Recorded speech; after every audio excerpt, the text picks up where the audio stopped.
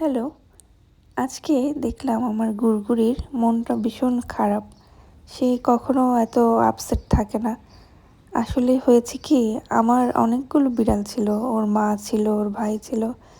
আজকে আনফরচুনেটলি কেউই নেই ওর লাইফে।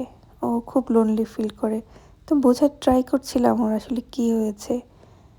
আসলে পৃথিবীতে মানুষের মতো সকল প্রাণী ভালোবাসা চায়। ভালোবাসার কাছে সবাই শান্তি খোঁজে। তো বুঝতে পারছিলাম না কি করব, কেন ওর এত মন খারাপ। আদর করছিলাম, ওরা আর যাবে বা কোথায়, তাই না? তো ভাবলাম যে ওর জন্য কেএফসিতে যাব। অনেক দিন হয়েছে ওকে কিছু ভালো কিছু খেতে দেই না, বাইরে থেকে কোনো খাবার আনি না। তো চলে এসেছি কেএফসিতে। আর কেএফসির খাবার আমারও বেশ ভালো লাগে। ওদের প্রতি মঙ্গলবার কিছু অফার থাকে। শুধু মঙ্গলবার না, আমি এছাড়াও আমার যখন মন চায় আমি মাঝে মাঝে আসি। আমি এখানে আমার খাবার অর্ডার দিয়ে দিয়েছিলাম। আর সকাল সকাল চলে এসেছি তো খুব তাড়াতাড়ি তারা ডেলিভারি দিয়ে দিয়েছে। এই তো এখানে বসেছিলাম আর ভাবলাম যে টুকটাক কিছু শপিং করি। আমার ডল এত ভালো লাগে, মেয়ে ডল আরও ভালো লাগে। আমার অনেক ইচ্ছা আল্লাহ আমাকে মেয়ে সন্তান দেবে। হ্যাঁ, যদিও আমি এখনও বিয়ে করিনি। চাই খুব তাড়াতাড়ি নতুন জীবন শুরু করতে। আর ব্যাগ দেখছি কিছু, কিন্তু ব্যাগের কালেকশন বেশ একটা ভালো লাগলো না।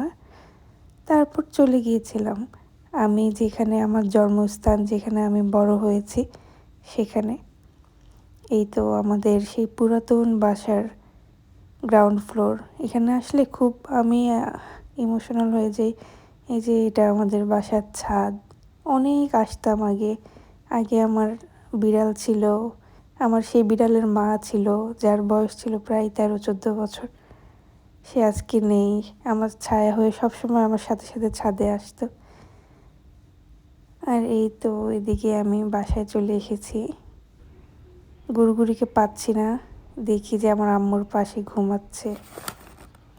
সে এখনই ঘুম থেকে উঠে যাবে। তার জন্য কেএফসির চিকেন ফ্রাই আনা হয়েছে, সে উঠবেই উঠবে।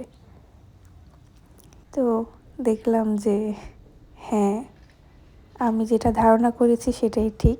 সে উঠে গিয়েছে, সে খাবে। তাকে ভালো লাগাতে পারলেই আমার ভালো লাগে। আমার একটা মাত্রই বিড়াল আছে, আমার আদরের বিড়াল। সবাই তার জন্য দোয়া করবেন। আর আমার ভিডিওগুলো ভালো লাগলে আমার চ্যানেলটিকে লাইক দিয়ে পাশে থাকার অনুরোধ জানাচ্ছি। আর এইদিকে বারান্দায় যখন একটু গিয়েছি, দেখলাম যে একটা কুকুর। ভাবলাম যে তাকেও একটা ফ্রাই দেই।